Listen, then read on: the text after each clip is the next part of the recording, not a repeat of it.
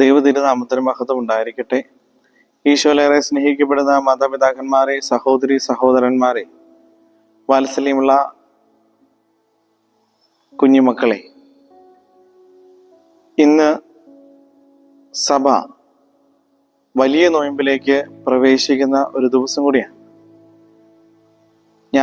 ഞായറാഴ്ചത്തെ ആഘോഷങ്ങൾക്കെല്ലാം സമാപനം കുറിച്ചുകൊണ്ട് ഞായറാഴ്ച വൈകുന്നേരം 6 മണി മുതൽ നമ്മൾ വലിയ നോയമ്പിലേക്ക് പ്രവേശിക്കുന്ന ദിവസം കൂടിയാണ്. നോയമ്പിലേക്ക് പ്രവേശിക്കുമ്പോൾ നമ്മൾ ഓർക്കേണ്ട ഒരു കാര്യമുണ്ട്.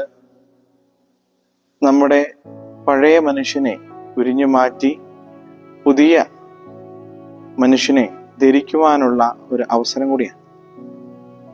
നോയമ്പ് കാലം നമ്മളെ സംബന്ധിച്ചിടത്തോളം ഒരു തിരിഞ്ഞു നോട്ടമാണ്. ഈ നോയമ്പിലൂടെയാണ് നമ്മൾ ദൈവത്തെ കണ്ടെത്തുവാനും നമുക്ക് സാധിക്കുന്നത്. ഇന്ന് നമ്മൾ സുവിശേഷം ഭാഗം വായിച്ച് ധ്യാനിക്കുന്ന ഭാഗം എന്ന് പറയുന്നത് വിശുദ്ധ യോഹന്നാന്റെ സുവിശേഷം 2-ാം അധ്യായം 1 മുതലുള്ള വാക്യങ്ങളാണ്. ആ വചനഭാഗത്തിലൂടെ നമ്മൾ കണ്ണോടിക്കുമ്പോൾ നമുക്ക് കാണുവാൻ സാധിക്കുന്ന ഒരു സംഭവമുണ്ട്, ഒരു കഥയുണ്ട്. കാനായിലെ കല്യാണ വിരുന്ന്. ഈശോയും മാതാവും ശിഷ്യരും ഒന്നിച്ച് ഒരു ഭവനത്തിലെത്തുകയും ആ ഭവനത്തില് ഒരു കല്യാണം നടക്കുന്ന സമയത്ത് അവിടെ ഉണ്ടായ ഒരു സംഭവത്തെക്കുറിച്ചാണ് ഇന്ന് ഈ വചനത്തിലൂടെ സഭ നമ്മോട് പറയുന്നത്. യേശുവിൻ്റെ അമ്മയും ശിഷ്യന്മാരും യേശുവും എല്ലാവരും ഒന്നിച്ചിരിക്കുന്ന ഒരു സ്ഥലത്ത്, ആ കുടുംബത്തിൻ്റെ വലിയൊരു ആഘോഷം, ആ കുടുംബത്തിലെ ഏറ്റവും വലിയൊരു ആഘോഷമായി നടക്കുന്ന ഒരു സ്ഥലത്ത് പെട്ടെന്ന് ആ കുടുംബത്തിലേക്ക് ഒരു സങ്കടകരമായ ഒരു കാര്യം സംഭവിക്കുകയാണ്. താൻ വിളിച്ച അതിഥികൾക്കെല്ലാവർക്കും, താൻ വിരുന്ന് വിളിച്ച എല്ലാവർക്കും തന്നെ ഭക്ഷണവും വീഞ്ഞും കൊടുക്കുന്ന ഒരു ചടങ്ങ് യഹൂദ പാരമ്പര്യം അനുസരിച്ച് അവിടെ ഉണ്ടായിരുന്നു. വിളിച്ച അതിഥികളുടെ എണ്ണം കൂടുകയും അവിടെ ഉണ്ടായിരുന്ന വീഞ്ഞ് തീർന്നു പോവുകയും ചെയ്ത സമയത്ത് ആ കുടുംബത്തിലെ വലിയൊരു വിഷമം കണ്ട് പരിശുദ്ധ അമ്മ തൻ്റെ മകൻ്റെ അടുക്ക് ചെന്ന് മാധ്യസ്ഥം പറയുകയാണ്. മകനെ, ഈ വീട്ടിലെ വീഞ്ഞ് തീർന്നു പോയി. അമ്മ തൻ്റെ മകനോട് പറഞ്ഞ ഉടനെ മകൻ അവിടെ പറയുന്ന ഒരു കാര്യമുണ്ട്: സ്ത്രീയെ, എനിക്കും നിനക്കും എന്ത്?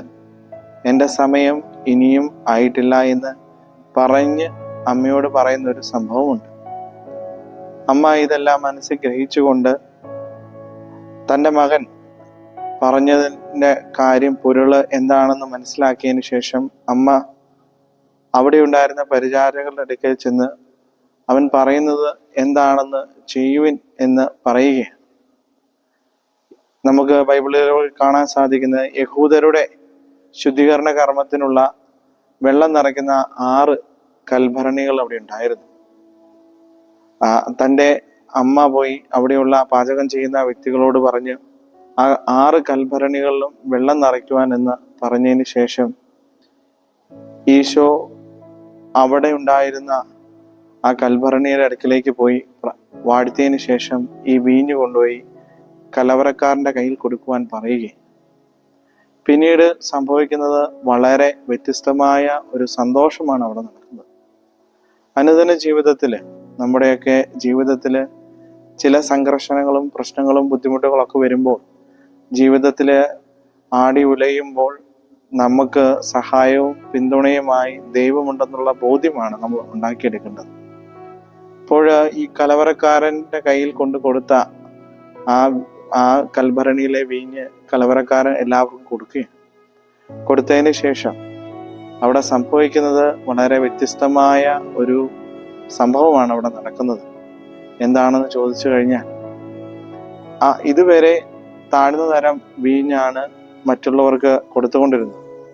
അപ്പോൾ ആ വീഞ്ഞ് വിളമ്പി കൊടുത്ത ആ പരിചാരകര് പറഞ്ഞു, ഇതെവിടെ നിന്ന് വന്നെന്നൊന്നും ആർക്കും അറിയില്ല. പക്ഷേ ഇത് കൊടുത്ത പരിചാരകർക്ക് അല്ലെങ്കിൽ അവിടെയുള്ള വേലക്കാർക്ക് കറക്റ്റായിട്ട് അറിയായിരുന്നു ഇത് ആര് കൊടുത്തതാണ്, എവിടെ നിന്നാണ് കിട്ടിയെന്നുള്ളതൊക്കെ കറക്റ്റായിട്ട് അറിയായിരുന്നു. അപ്പോൾ ആ വീട്ടിലുള്ള ഉടമസ്ഥനോട് പറഞ്ഞു, ഇത്രയും വീര്യം കൂടിയ പുതിയ വീഞ്ഞ് നീ ഞങ്ങൾക്ക് വേണ്ടി മാറ്റിവെച്ചതിനെ ഞങ്ങൾ തന്നെ അഭിനന്ദിക്കുന്നു എന്ന് പറയുന്നുണ്ട്. അപ്പോൾ നമ്മുടെ ഈ ജീവിതത്തിൽ പ്രശ്നങ്ങൾ ഉണ്ടാകുമ്പോഴും പ്രതിസന്ധികൾ ഉണ്ടാകുമ്പോഴൊക്കെ നമ്മൾ അഭയം തേടേണ്ടത് ആരിലാണ്? ദൈവത്തിലാണ്. അപ്പോൾ നമ്മുടെ അടിസ്ഥാനപരമായ അഭയം എന്ന് പറയുന്നത് ദൈവത്തിലുള്ള ആശ്രയത്തിലാണ്. പ്രിയമുള്ള മാതാപിതാക്കന്മാരെ, ഈ കല്യാണ വിരുന്നില് വേറൊരു കാര്യം കൂടെ അവിടെ നടക്കുന്നുണ്ട്.